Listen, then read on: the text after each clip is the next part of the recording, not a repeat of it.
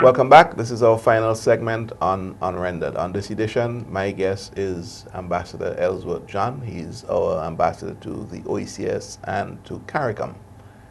We're talking here largely the OECS Economic Union. Ambassador John, when we went out on the break just now, you're talking about the Economic Affairs Council and their workings and what it is they're proposed to be doing. So if we wanted to continue a bit on that, Jane. The Economic Affairs Council is the entity of ministers at ministerial level, Right. that is supposed to look at the global picture. Right. Look at the various economies in our And countries. see who's best suited for what. Who is best suited for what. Right. So you're looking for efficiencies. We're looking for efficiencies. Right. To And see you how don't want duplications necessarily.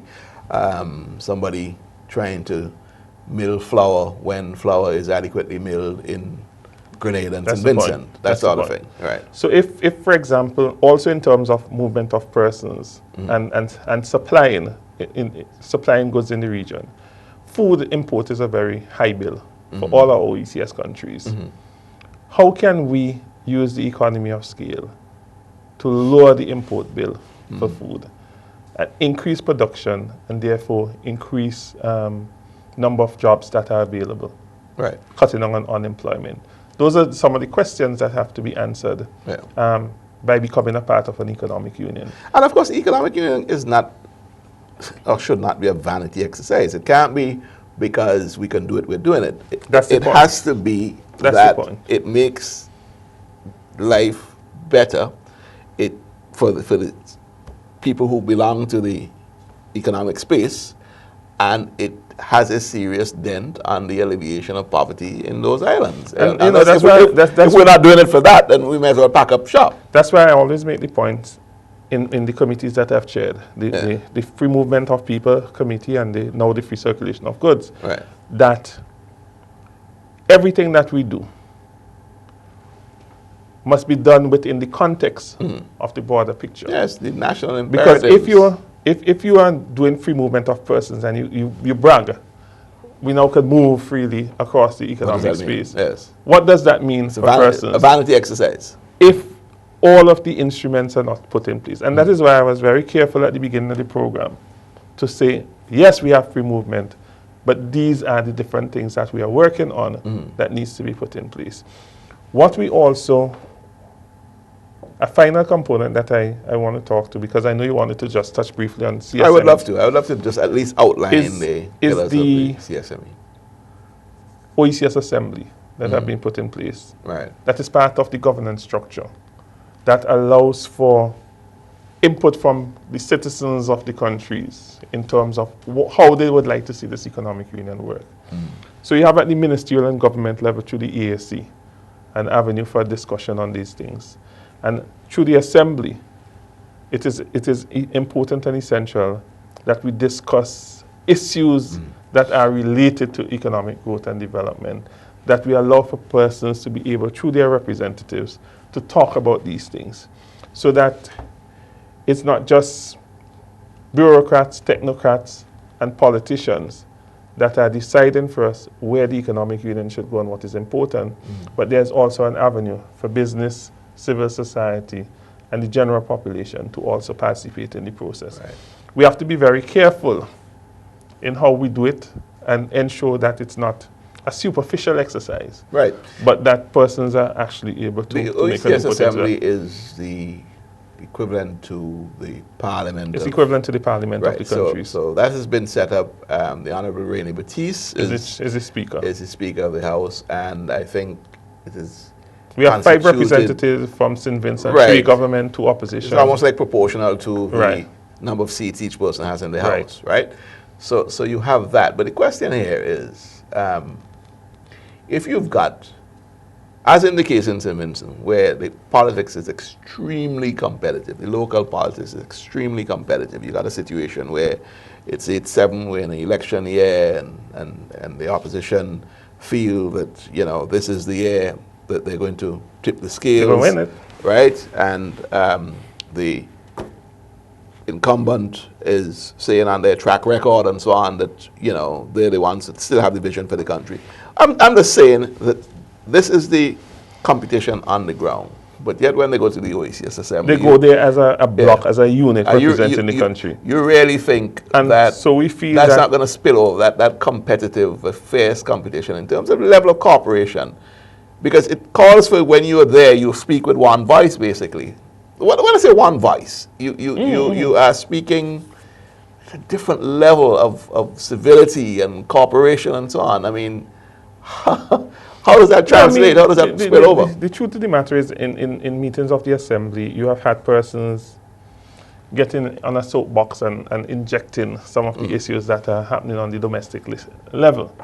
And the Speaker has to be very firm in ensuring that this does not happen, or that a person doesn't shift into a domestic agenda, but is able to look at the regional agenda in terms of but it happens. It's a challenge. It happens.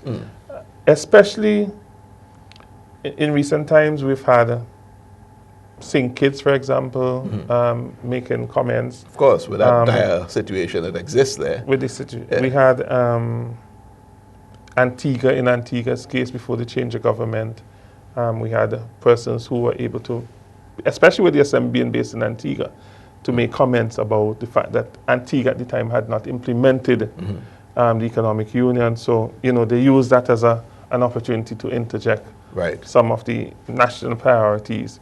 But by and large, it is structured in a way to encourage the discussion to be of a regional scope and a regional level when we meet in the Assembly. There are other institutions that already exist that are common, apart from the monetary union, which has existed for years. The ECCB. Right, ECCB. That has existed for years, currency union, I should say. And let me just say, on the Monetary Council, which is currently chaired by Prime Minister Gonsalves, the fact that all of the Prime Ministers or the Ministers of Finance have to agree for any movement in the currency. For any movement in terms of the currency and the processes has helped to take away individual political influences and imperatives from taking it in a particular direction.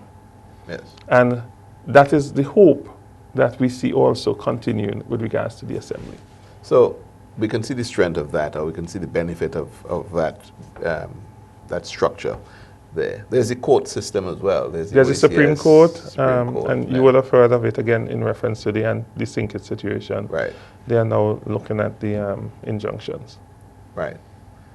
But there's work to be done. There's work for more common institutions. Absolutely. But in the interest of time here, we have been coordinating. In addition to the economic union and the issues that are related to growth, development, and the economy, there's also the underpinnings, the social agenda, that cannot be ignored, because there is still in all of our countries levels of poverty, pockets of poverty that have to be addressed. And when there's economic growth and development, sometimes you find that, and you talk about movement of persons, it's the persons who are above a certain level that are in the position to take advantage of this. So all the social safety nets have to also be considered in dealing with the whole process of economic And like I said, if this exercise is not going to alleviate your levels of poverty and so on, we may as well not do it.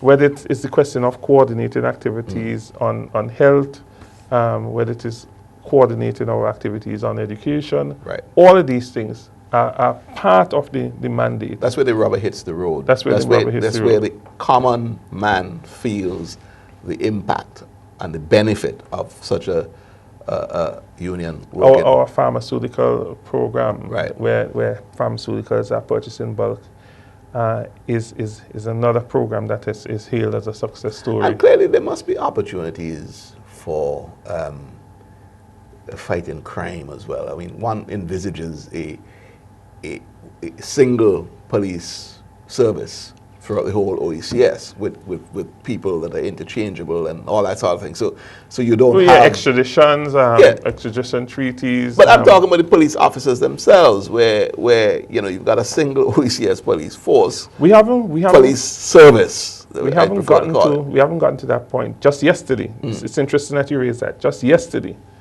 one of the working groups that have been established on the Economic Union, the Law and Justice working group, met for the 4th time. But it's the first time they are meeting outside of the discussion just on free movement of persons. Right. It's the first time we were meeting to look at all the different elements related to coordinated approach to law and justice. And that includes the issue of crime. So my final question to you before we look, and we'll have a very short time to do that when looking at the CSME, at least just the outline. But my final question to you on the OECS Economic Union, do you really think that this is going to happen within the sort of time frame that it would want it to happen in, without the political will, first of all, and not even that, going beyond that, not just the will, but in essence, can one happen truly without the other? Could economic union in our context truly happen without a political union?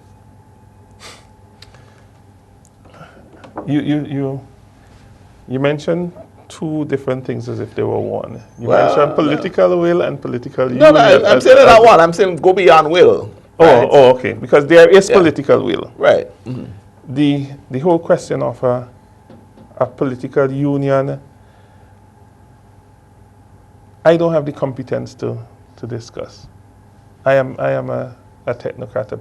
Right. If you want to put it. I guess I was just trying to extract from you your view. Not a political person, and therefore I was trying shy to extract away. your view as to whether, from where you sit, if you think, or if your thoughts are that a political union will certainly accelerate.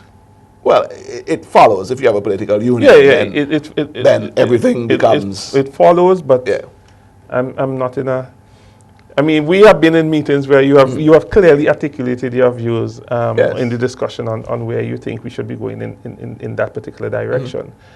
But again, I would reserve on the issue of a political union, because that's fair enough, Ambassador. That's for the politicians to talk about. We are at the end of this edition of Unrendered. We have not been able to put reach on the CSME on the table, so that means we are going to come back to another program where we would look at CSME and CARICOM in general. CARICOM in general, and we would look at where there are overlapping things with the OECS Economic Union. We look at one relative to the other. And I'm promising my viewers that I'll leave with this teaser, though, that I'm convinced that in terms of administrative and legislative arrangements for the single market and economy, and I say both single market and economy, we are more further advanced than it is public perception.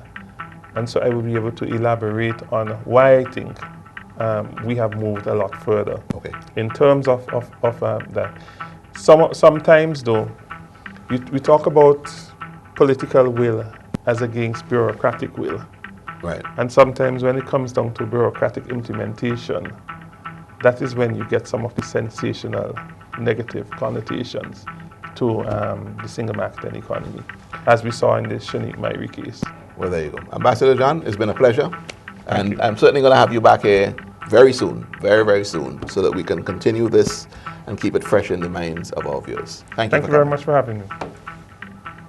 This has been another edition of Unrendered. My guest was Ambassador Elsworth John. He is the Director of the Regional Integration and Diaspora Unit here in St. Vincent, and he's also the ambassador to, our ambassador to the OECS and to CARICOM. I'm Tony Regisford, and you are watching IKTV. Do join us the next time Unrendered airs.